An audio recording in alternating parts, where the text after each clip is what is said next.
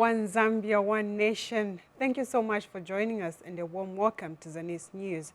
I'm Trust Pemba and our sign language interpreter is John Chulu. The headlines. President Hakainde Hichilema commissions Kasumbalesa Chingora Road project. Government committed to developing tourism sector. Media urged to embrace investigative journalism. And Bankers Association of Zambia applauds government support to Invest Trust Bank.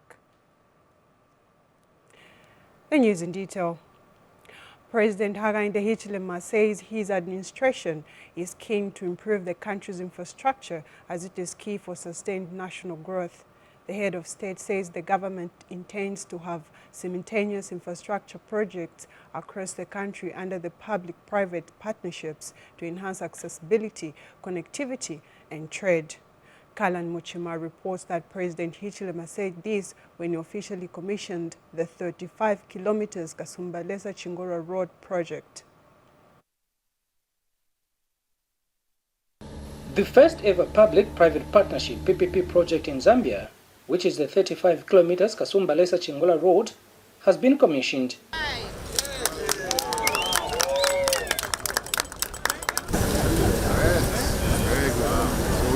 We want more of the Chingola, Chirabombe Kasumbalesa Road like projects. We want more of this. Yes, Ndola Lusaka. Yes, Ndola, Sakanya, Mufrila, Mokambo. Yes, yes, others. But we want at any point in time to have 100 or more of such projects going on at the same time. That's what we want. Then you are going to see the effect of that on the economy. And each one of those 100 plus will be self-contained. They will be delivering profits. They will be delivering jobs. They will be delivering contracts. Whenever we have a project like this, let us give contracts, subcontractors to Zambian firms. This marks another fulfillment of President Hakainde Hichilema's campaign promises to the people of Zambia. Finance and National Planning Minister Stombeko Musokotwane, who is also chairman of the PPP Council, explains that financing of the Lusaka-Ndola dual carriageway is complete and works will officially start this month end. As we speak, the expected construction of the Lusaka-Ndola Road, contrary to what you read in the media from those who think they're educated but they are not, this financing is now complete, and this month, April, we expect to see the construction of the Lusaka-Ndola Road. This road project is a clear testimony that the new Dawn government, under your able leadership, is not only delivering infrastructure projects timely, but also at the right price and the right quality. And by this right quality, there is no Zambian standard. We are going for international standards. The concessionaire from Tabokachini Consortium Limited said the road project demonstrates the shared vision between Zambia and China in terms of infrastructure development. We will witness increased investments and the successful development infrastructure in the future.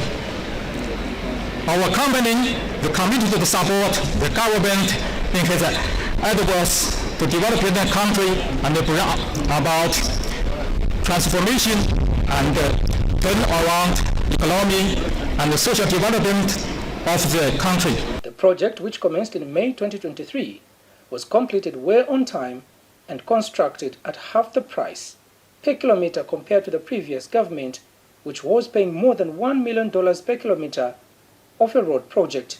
This road comes with one toll plaza.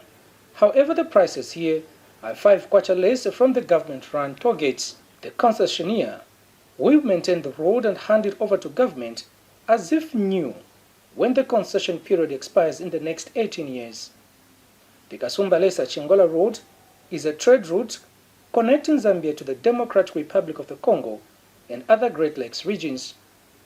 Kalan Muchima, reporting for ZANIS.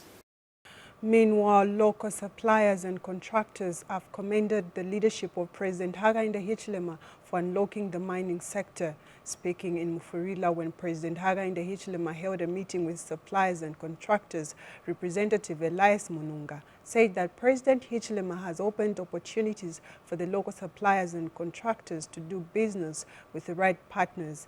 More in this report. President Hakainde Hichilema has continued his engagements on the Copperbelt province with various stakeholders in the economic value chain. President Hichilema today met with suppliers and contractors in Mufulira, where he shared his administration's vision to develop the country. This government, therefore, is on a journey to expand the economy. My personal ambition, in addition to the things that we've said to you publicly before when we were in opposition, now I can say, is to more than double the size of this economy by the time I'm done with this country in terms of being a chieftain. You know what that means. Once we more than double the economy, the size of our GDP is too small.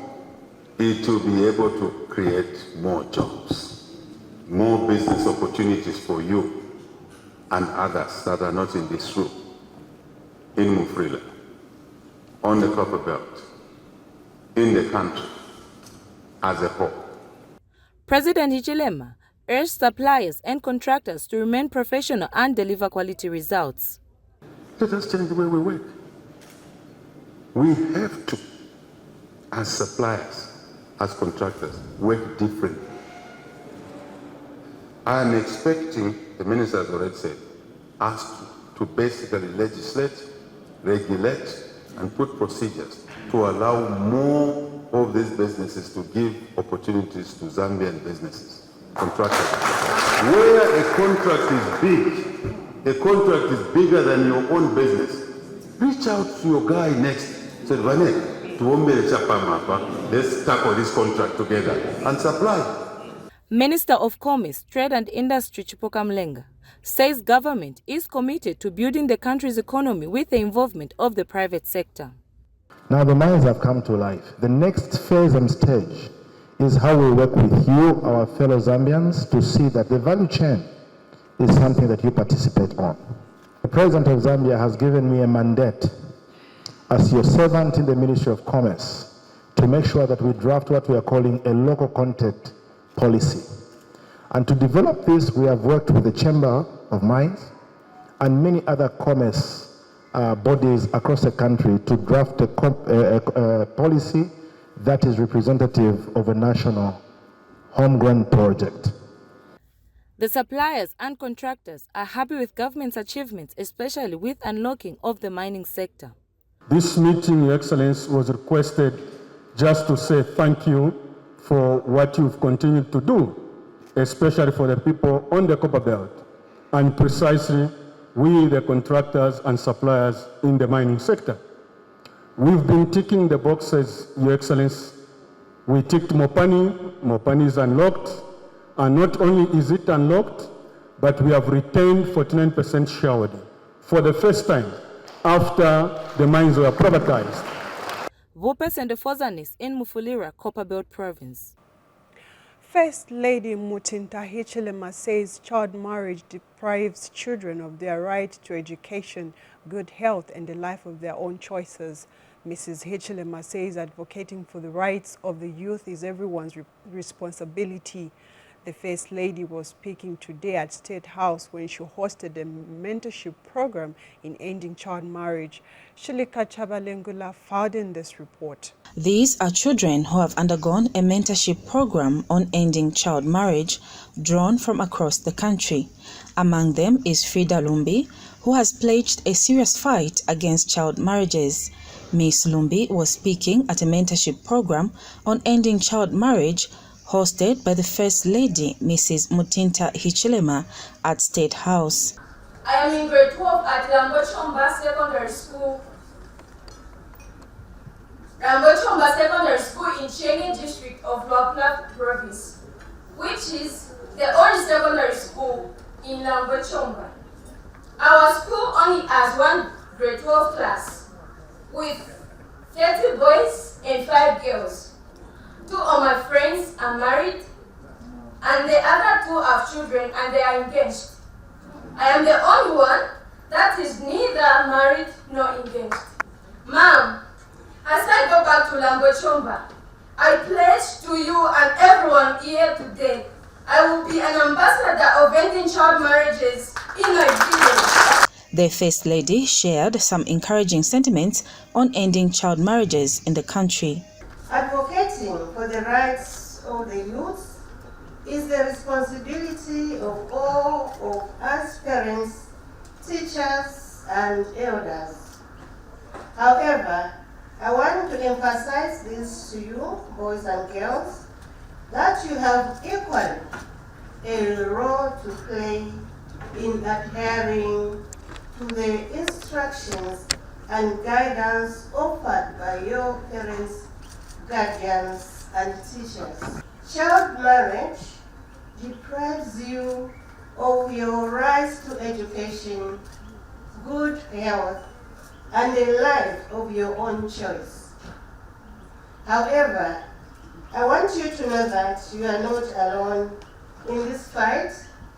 We will work together towards ending child marriage in Zambia. And different stakeholders and advocates of ending child marriages who attended the ceremony also shared their sentiments. Stanbic Bank, we take special recognition of the huge and significant focus that you've placed on ending child marriages within our communities across the country. We are aware that you've committed this year to advocate for ending child marriages, and we commend you for taking a strong stance against this vice that continues to destabilize our communities, particularly in the rural areas. Our work around ensuring that children are safe also speaks to ending child marriages. And for us, child marriage is actually a violation of children's rights. Whether or not it's the children themselves that want to be married, whether or not it's the parents that want them to be married.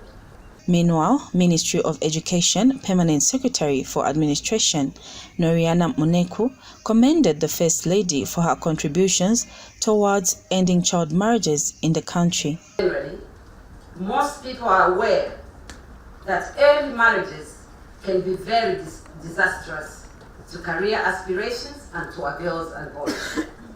However, more young people still need to be reached with awareness messages, and the only meaningful way to ensure that the lives of our young people are sustained is through education. I would like to extend our sincere gratitude to all the partners for working with the First Lady of the Republic of Zambia in encouraging our girls and boys to avoid child marriages. Shilika Chawalingula for ZANIS in Lusaka. Also in the news, Minister of Tourism Rodney Sikumba says government is committed to develop the tourism sector through the enhancement of meetings, incentives, conferences, and exhibitions. Mr. Sikumba adds that government has prioritized tourism as one of the key drivers for economic transformation and job creation in the country.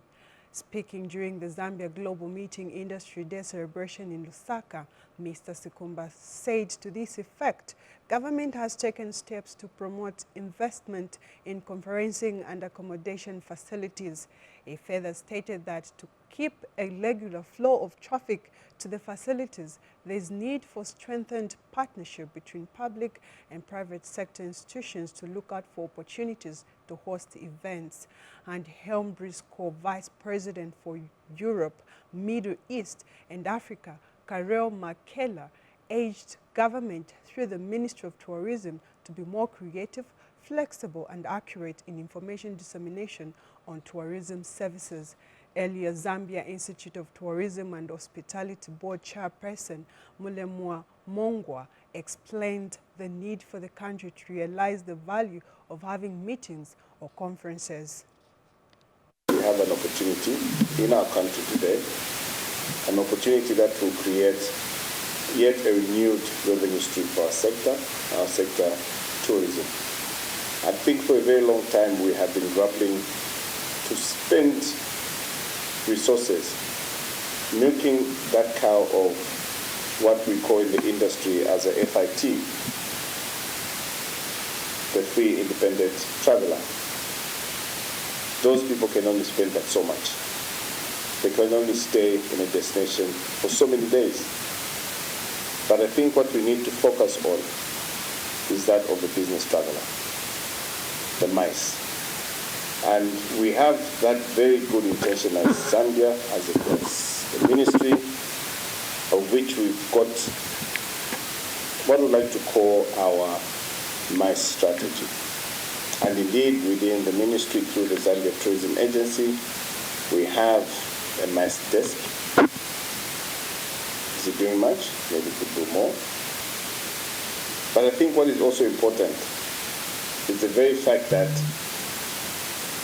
Zambia needs to be known.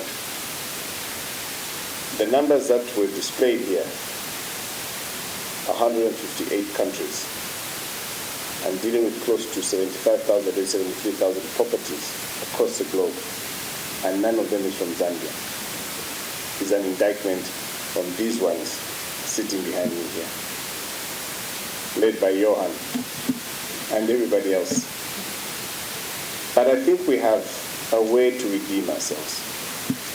And redeeming ourselves simply means that we need to see how best we can rather hold each other's hands to see how best we could get ourselves to be known outside on the international market.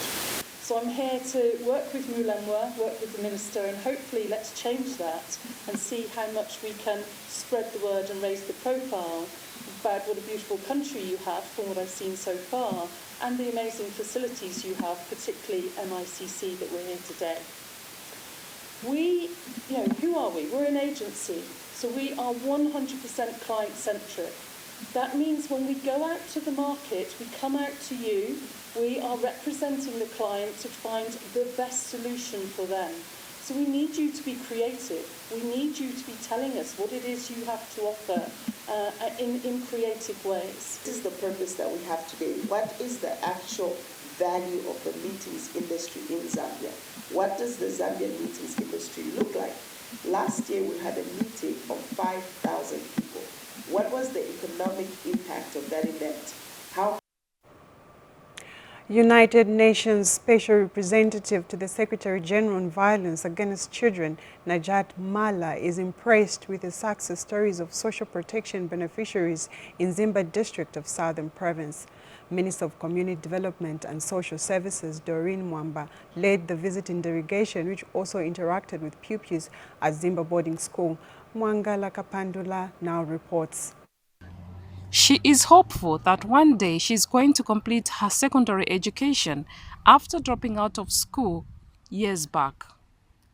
28-year-old Jane Mwansa is a pupil at Zimba Secondary School and is a beneficiary of the Keeping Girls in School project. I dropped out of school in 2009. That is when I wrote my grade 9. And due to some circumstances, because I was raised with a single parent, which is my mother, and she had not enough money to sponsor me, because that time we were paying. Even if you are going to a day school, you are paying. United Nations Special Representative to the Secretary General on Violence Against Children is impressed with the success stories that have been recorded by women who are receiving different empowerment programs in the district.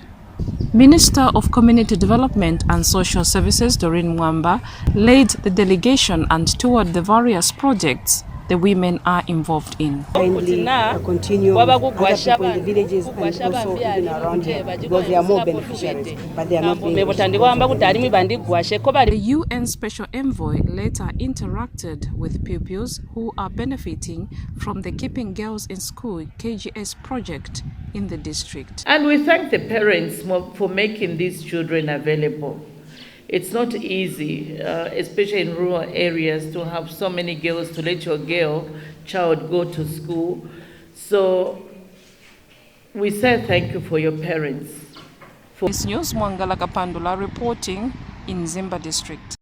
Now, Luanshya district on the Copper Belt province is set to come to life following the dewatering of Shaft 28 and the reopening of Luanshya copper mines. Shaft 28 was closed 23 years ago, but President Hakainde Hichilema's administration has negotiated for its reopening. We take a look at this report. Luanshya, a once upon a time flourishing district on the Copper Belt, became deserted and economically defunct following the closure of its biggest mine, the Luanshya copper mines, 23 years ago. On this day, prior to the 2016 general elections, when President Hakainde Hichilema's entourage in opposition then came under heavy attack in Luanshya, where he was due to hold a public meeting, his message was to assure them that once voted into office, his main task was to reawaken the town economically, which had gotten the nickname of a ghost town, as most citizens had deserted it for greener pastures in other towns such as Solwezi and Kalumbila, including neighboring districts. Therefore, during his 6-day official state visit to the People's Republic of China in September 2023, President Hichilema made sure to hold a bilateral meeting with China Non-Ferrous Company, the owners of the mine, to consider reopening it for 23 years. Attempts were being made to dewater Shaft 28, which was and still flooded with 170 million cubic liters of water, but all those attempts were in vain. CNR management is determined to reopen 28 Shaft, despite the huge challenges ahead. The estimated duration of the dewatering is 18 months to 21 months. However, during a meeting between President Hichilema and CNMC management in China, discussions centered on bringing in advanced technology to ensure that the dewatering process was a success this time around. On Thursday, President Hichilema was visibly thrilled to witness the lowering of a customized pump designed specifically for this mission, which will go on for the next 18 to 21 months and will be able to pump out about 400,000 cubic liters of water every day. This is a great day. This is a great day to all of us, the people of Zambia. All of us, 20 million plus citizens. It's a great day.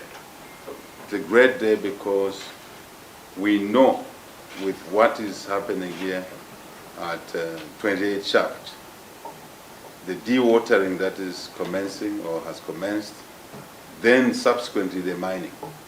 40,000 tons is not a small number. It's a number towards our 3 million tons target. But to many may just appear like a number. But this means jobs in Luanshya, a town that was left to die. The pumped out water will go towards power generation and irrigation.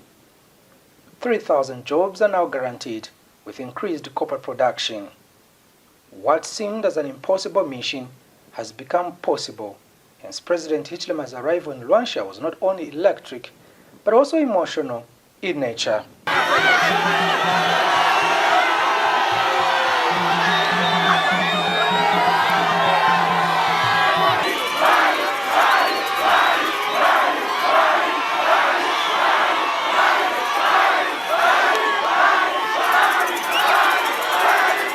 Kalan Mchima, reporting for ZANIS, Luanshya.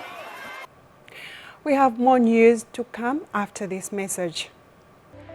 Woman Thou Art is a program that offers counsel to the female folk, sharing real-life experiences and providing guidance to the women and young girls on necessary steps and conducts that will help shape and nurture a sober society.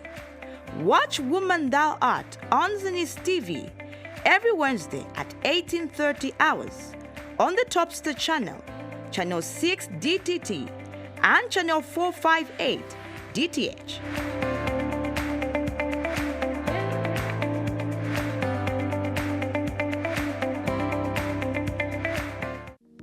The Issue is a program that looks at topical issues happening in the country. Watch The Issue every Friday at 19:30 hours, only on ZANIS TV, channel 6 DTT and channel 458 DTH on Topstar. Don't miss.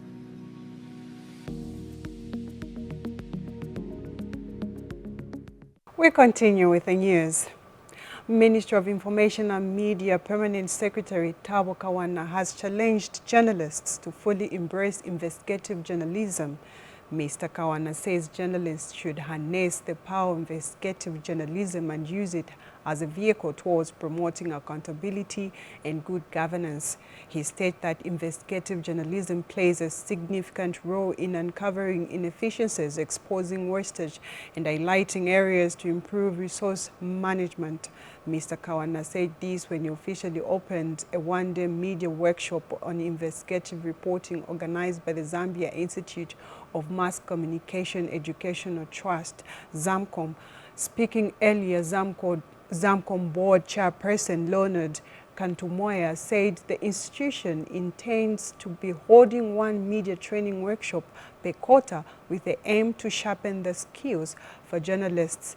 Mr. Kantumoya said ZAMCOM recognizes the importance of nurturing a new crop of journalists in investigative journalism. I encourage all journalists present here today to embrace investigative journalism wholeheartedly. Let us venture into uncovering inefficiencies and exposing resource wastage across all ministries and government departments. Let us harness the power of investigative journalism to not only cover wrongdoing, but also to contribute to the betterment of our society by promoting accountability and good governance. We intend to be conducting such workshops once every quarter. This is the beginning. As ZAMCOM, we recognize the importance of nurturing a new generation of investigative journalists, individuals who possess not only the skills and techniques required for in-depth reporting, but also the integrity and ethical grounding to uphold the values of the profession in the truest sense. In other news, government has allocated 200 metric tons through the Disaster Management and Mitigation Unit as relief maize to be distributed to all the people affected by the drought in Itezitezi district. Area Member of Parliament Twambo Mutinta says the district is now working on modalities of how to start the distribution of the maize. Mr. Mutinta also assured the people that government will open more community maize sales depots in all 15 wards in the district to increase easy access and reduce the distance people are walking to buy the maize. He said the government was aware that most people in rural areas were not accessing the Zambia National Services cheaper milli meal, hence the decision to spread the community sales points. Basically, the Itezitezi is one of the districts that is facing the food shortages, and that is undergoing this food insecurity, just like many other districts that did not experience a very good rainfall pattern. Now, just like the President made an assurance that we as government, we are going to ensure that we come up with mitigation measures that will ensure that they reduce the scarcity of food. First of all, you are aware that Itezitezi is one of the food baskets. We have large stocks of maize in our sheds. That is the Mbira shed and also the Itezitezi central shed. So what we are doing in most of these 15 wards, we used to have about 21 sheds across the district. What we have done as part of an affirmative action to address this issue in a short term, we have reopened about 7 satellite depots, and we have started moving the maize from the central district to these 7 depots so that the people can easily access the maize closer to their communities. Mumbwa Central Member of Parliament Credo Nanjua has donated building materials worth 10,000 kwacha to finish a staff house at Kambwanga Rural Health Center, whose construction works have been abandoned since 2006. Acting Mumbwa District Health Director Evaristo Chanda says the donation will provide the much-needed accommodation for the staff. Here are the details. Mumbwa Central Lawmaker Credo Nanjua has donated building materials to Kabwanga Rural Health Center in Mumba Chiefdom. Acting Mumbwa District Health Director, Dr. Evaristo Chanda, has expressed excitement at the gesture, stating that it has a positive impact on healthcare services. Provided us building materials that will enable us to complete a staff house at Kabuanga Rural Center. So accommodation is already a challenge for our staff in this area, and these materials will help us complete this house, and the staff who are currently, our staff who are currently coming from town will be able to move in and help save the people of Kabuanga. Parliamentary Office Professional Assistant Officer David Custom says the donated items consist of essential building materials. Some of the materials that we are donating some pockets of cement, some paint, and other electrical fittings, and also some glass panes, just to see to it that the house is habitable. Senior head person Kampamba is happy with the development and has appealed to the government to build a mother's shelter at the facility. Abantu watukoya bujarira munjira kambo akura mother shelter kwamba beze bakalire afu a clinic. Uchecho nchitutokumbira kwamba ukwaro amurangeko ku mother shelter kwamba ucharo mutuzakire kwamba chimani. Krugasyankulu, ZANIS, Mumbwa. Still on the news, the Bankers Association of Zambia has commended the government for the move to provide 1 billion kwacha fiscal support to Invest Trust Bank in possession to ensure that depositors at the bank do not lose their money. BA's Chief Executive Officer Leonard Mwanza has told ZANIS in an interview that the action by the government will help protect the integrity of the financial sector and restore confidence in the bank systems. Mr. Mwanza has, however, called on the central bank to expedite formulation of regulations such as deposit protection schemes for banks to avoid falling on government fiscal support, adding that government has a lot of social and economic challenges to address. The Bank of Zambia announced on Thursday, April 11, 2024, at a media briefing that the government will provide 1 billion kwacha fiscal support to start paying depositors beginning April 26, 2024. Central Bank Governor Denny Kalialia announced that the Bank of Zambia will pay up to 90% of the 57,000 deposit accounts at Invest Trust Bank in possession. Nearly the majority of all the depositors at investors will now have access to their money. Those that were holding between 1 kwacha to 500,000 kwacha to still have full access to their deposits. So we really can only thank government for bringing in the fiscal support to ensure that depositors walk away with their money within the shortest possible time. I mean, the action was made on the 2nd of April. Within April, and they will now have access to their money. Among the regulation we're expecting is the deposit insurance protection to be rolled out, as well as the corporate governance guidelines. I think the corporate governance guidelines are long awaited. They will spell who needs to be a shareholder, the beneficial ownership aspect of things, and also to ensure that the due diligence for the people that bringing in money as shareholders to do the business of banking, people that are above board. So we can only wait and look forward to the quick pace around implementation of some of these issues like corporate governance guidelines, putting in place the deposit insurance protection, so that we can avoid in future rushing to the fiscal side of things, because imagine the pain that now is transferred to government. Basically, that's what we've done. That pain could have easily been covered through this insurance protection for depositors.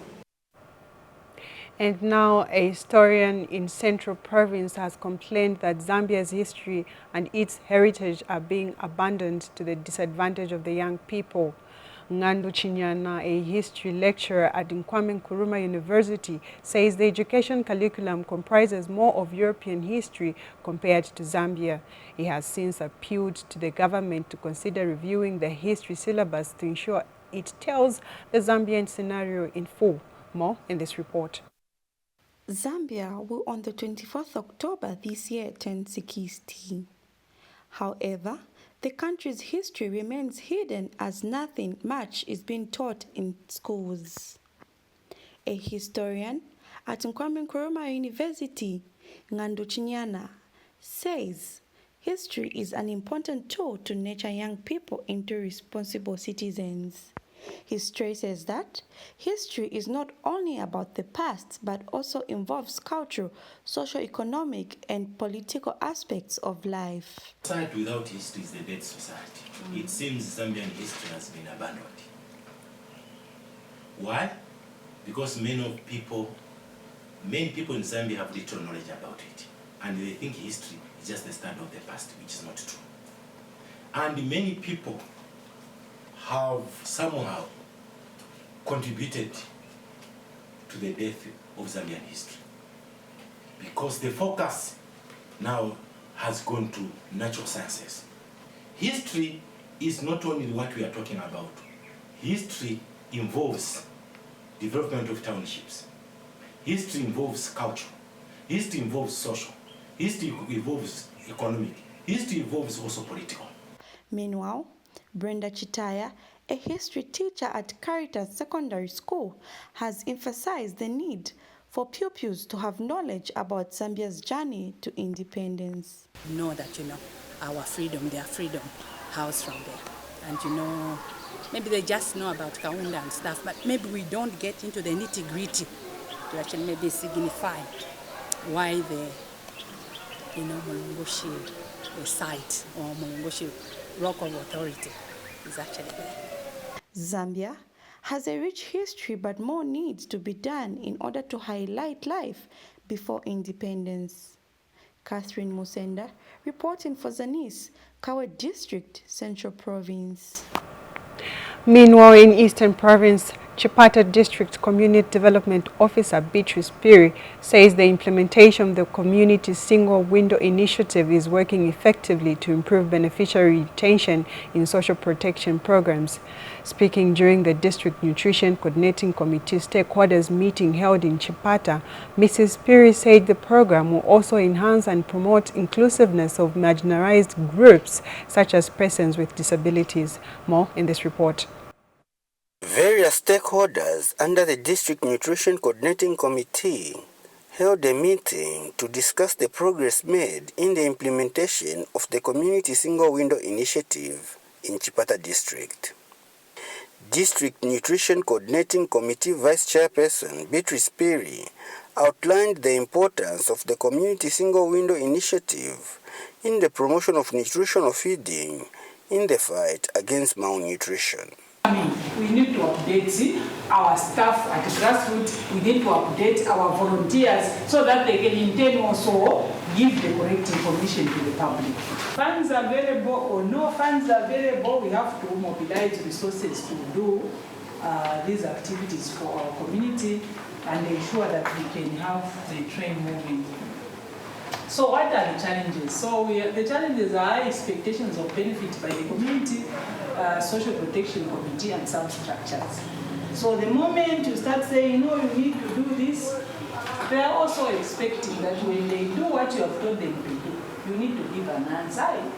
For instance, under case management, the one that we are doing for 1,000 days for the children, we have issues that have been raised, referrals that have been raised, but we are unable to provide that, and it demoralizes our community structures.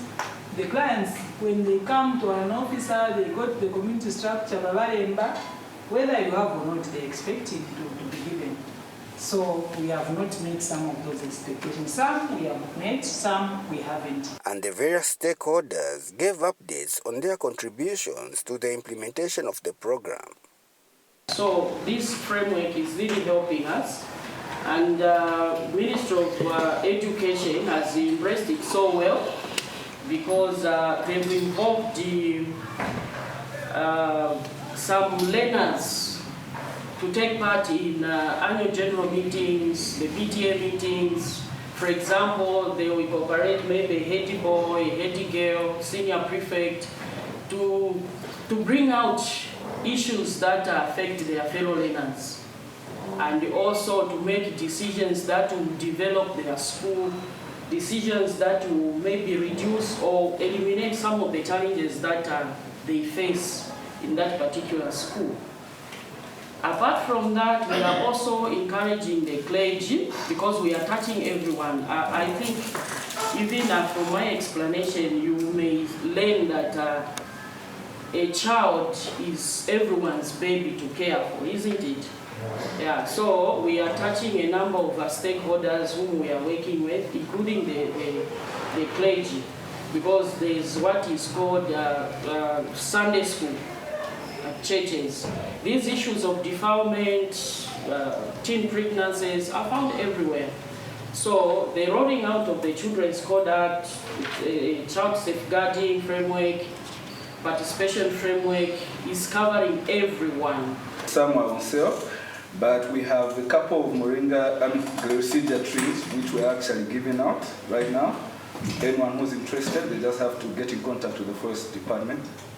We have a limited number, so we are just not going to give out a huge number to anyone. We're actually just going to give a few to those interested parties so that the trees don't go to waste. For the fruit trees, we are yet to grow some. They will probably be available by the time the planting season is around. Those will be selling. I'm not too sure about the prices yet, because they're kind of expensive to raise as well. Sylvester Chimba for ZANIS in Chipata District, Eastern Province. The Constituency Development Fund has continued to impact positively in the education sector. In Mansa, construction of classroom blocks, teachers' house and procurement of desks have continued. Luapula Province Minister Njavwa Simutowe has since commissioned the construction of classroom blocks and teachers' houses at Kale Combined School and Mwela Primary School. More details in this report by Bet Sheba Katebe. The local authority in Mansa District in Luapula Province has constructed a 1x3 classroom block at Kale Combined School and 2 staff houses at Mwela Primary School at a cost of 1.5 million kwacha using the Constituency Development Fund. Luapula Province Minister Njavwa Simutowe has since commissioned the projects with assurance that the projects are a testimony of government's commitment towards improving the education sector. The project we are handing over today are unique and are a testimony of the government's commitment towards the education sector in Mansa District. I'm well informed that Mwela Community School has never had staff houses since its inception, resulting in the teachers traveling long distances from Mansa town for work. And Kale Combined School is the only school with a secondary school, which resulted in pupils traveling long distances to Mabumba Secondary School to access education. The new Don government, working hand in hand with the area member of parliament and the community, have through the CDF met the needs of these 2 schools by constructing these 2 projects which are being handed over today. Njiko Musuku is Mansa Municipal Council Mayor. Tefo kumitotera pa kuikatana. Nomba tatuamishe kunu mapantu na tuikatana muno umo. Tauzaenda. Aba bonse mule mone bo twendere nabo twalikatana ngama bani. Tapali olelekera ko munanka pantu turafo kuleta obuya ntanshi muno Mansa District. Baka skulu mwilaikala kumayanda file mwashiringisha kutira tibonse mwaisa nabaeti twalibe batakuli kutamfya omwana whether takwete uniform filaikala mwisa. The traditional leadership in the area has thanked government for the gesture and warned parents against marrying of young girls. Buteko bulebomba ukupitila muba bonfi aba buteko balete skulu elo buteko inoista boleta fye skulu lya kusambirira fye free education umwana wenu nga kyakwewa fyati mwakabiro kufya ulingire skulu mulingire okuyakakwa ndetotera kubuteko kulefwaya ukutwala Mwela ibenga tauni noti Mwela ibelelele muri vya yabelelawe kulefwa Mwela ukubanga tauni. Betche Bakatebe reporting for ZANIS News in Mansa District in Wapla Province. In Northwestern Province, Ikelengi Town Council Secretary Joseph Nonde has expressed gratitude to government that the Constituency Development Fund has helped youths in the district to venture in various businesses which are improving their livelihoods. And the beneficiaries of the CDF loans and grants are happy with government. Ombaweka has more in this report.